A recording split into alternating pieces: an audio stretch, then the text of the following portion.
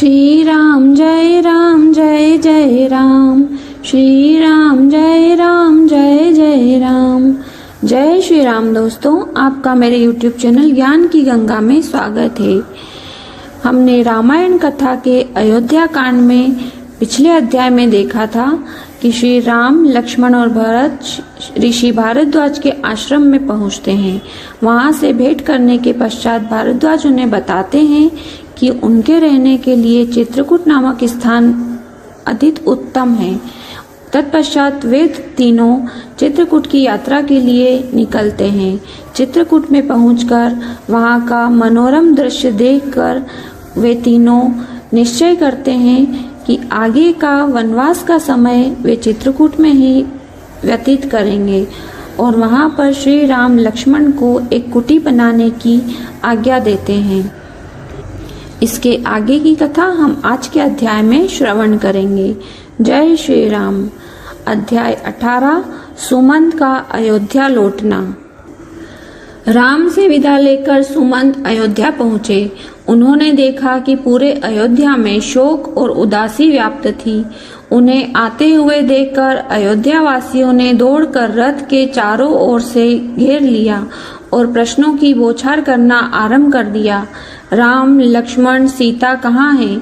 तुम उन्हें कहाँ छोड़ाए? अपने साथ वापस क्यों नहीं लाए? चाह कर भी सुमंत उन्हें धैर्य नहीं बंधा पा रहे थे। उनका कंठ अवरुद्ध हो गया था। उनके नेत्रों में अश्रुधारा प्रवाहित होने लगी। प्रयास करके स्वयं को नियंत्रित किया और लड़खड़ाती वाणी में कहा। गंगा पार के बाद वे पैदल ही आगे चले गए और उन्होंने आदेश पूर्वक रथ को लौटा दिया। सुमंतु के मर्मवेदी वचन सुनकर नगरवासी बिलक बिलक कर विलाप करने लगे। देखते देखते सारा बाजार और सभी दुकानें बंद हो गई। लोगों ने छोटी छोटी टोलियां बना लिए और शोकाकुल होकर राम के विषय में चर्चा करने लगे।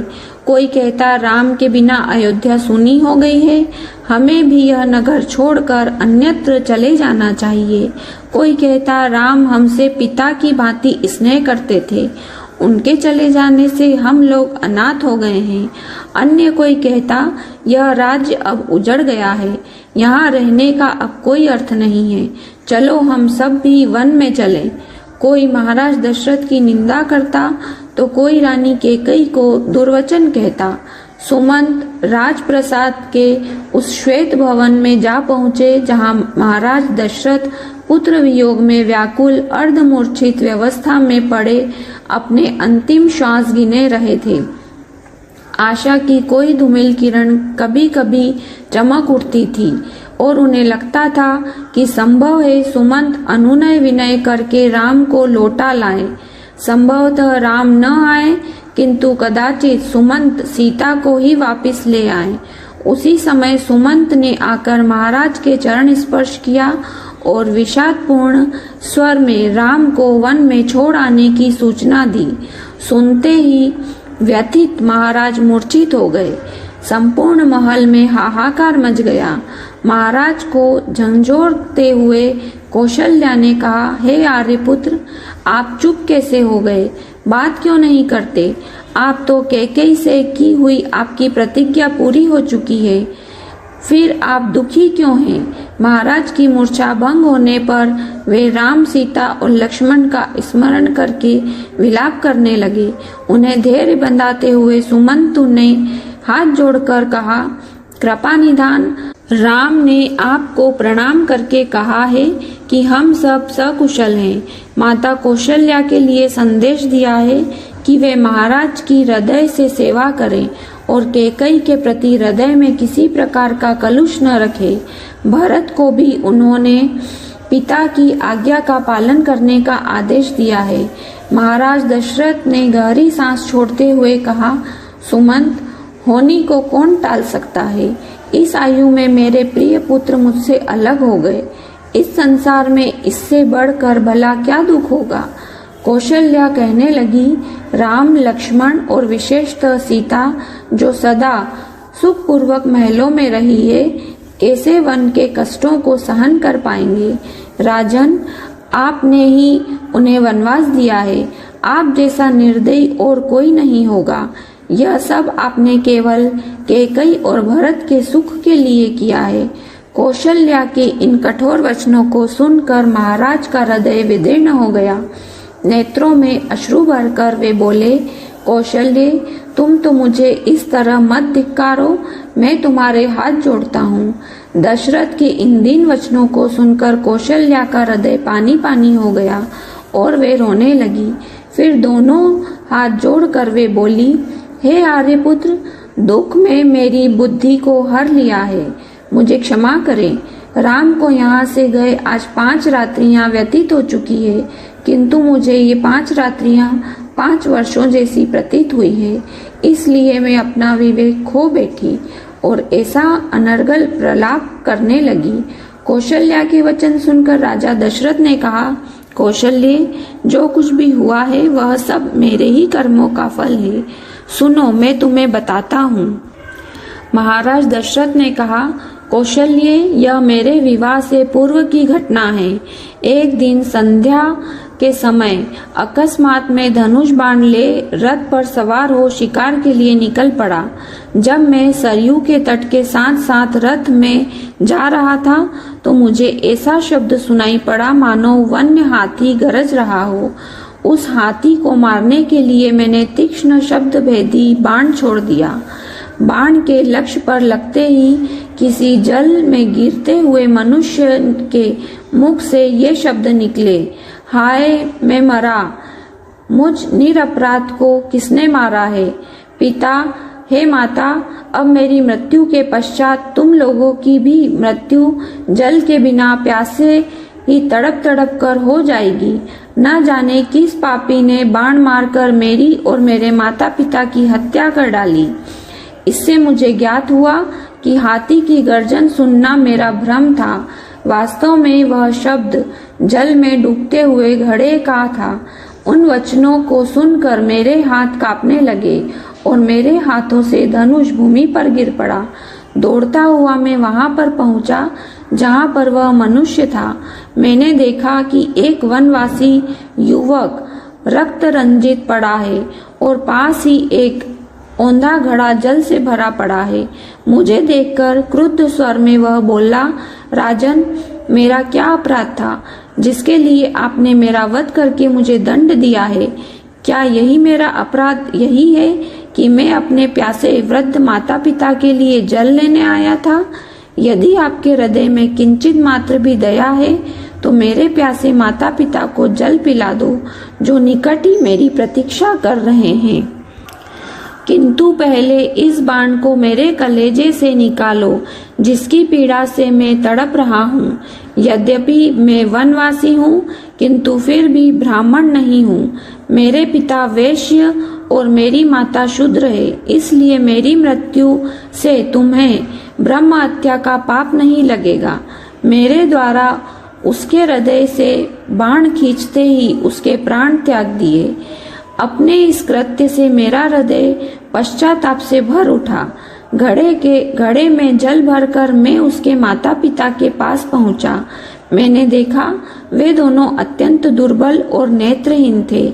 उनकी दशा देखकर मेरा हृदय और भी विदीर्ण हो गया। मेरी आहट पाते ही वे बोले, बेटा श्रवण, इतनी देर कहाँ लगाई? पहले अपनी माता को पानी पिला दो, क्योंकि वह प्यास से अत्यंत व्याकुल हो रही है। श्रवण के पिता के वचनों को सुनकर मैंने डरते डरते कहा, हे मुने, मैं अयोध्या का राजा दशरथ हूँ। मैंने अंधकार के कारण हाथी के भ्रम में तुम्हारे निरपराध पुत्र की हत्या कर दी है। अज्ञानवश किए गए अपने इस अपराध से मैं अत्यंत व्यथित हूँ। आप मुझे दंड दीजिए। पुत्र की मृत्यु का समाचार सुनकर दोनों विलाप करते हुए कहने लगे, मन तो करता है कि मैं अभिशाप देकर तुम्हें भस्म कर दूं और तुम्हारे सिर के 7 टुकड़े कर दूं, किंतु तुमने स्वयं आकर अपना अपराध स्वीकार किया है, अतः मैं ऐसा नहीं करूंगा। अब तुम हमें हमारे श्रवण के पास ले चलो। श्रवण के पास पहुंचने पर वे उसके मृत शरीर को हाथ से टटोलते हुए हृदय विदारक विलाप करने लगे। अपने पुत्र को उन्होंने जलांजलि दिया और उसके पश्चात वे मुझसे बोले, हे राजन, जिस प्रकार पुत्र वियोग में हमारी मृत्यु हो रही है, उसी प्रकार तुम्हारी मृत्यु भी पुत्र वियोग में घोर कष्ट उठाकर होगी। शाप देने के पश्चात उन्होंने अपने पुत्र की चिता बनाई और पुत्र के साथ वे दोनों स्वयं भी चिता में बैठकर भस्म हो गए। कौशल्य, मेरे उस पाप कर्म का दंड आज मुझे प्राप्त हो रहा है।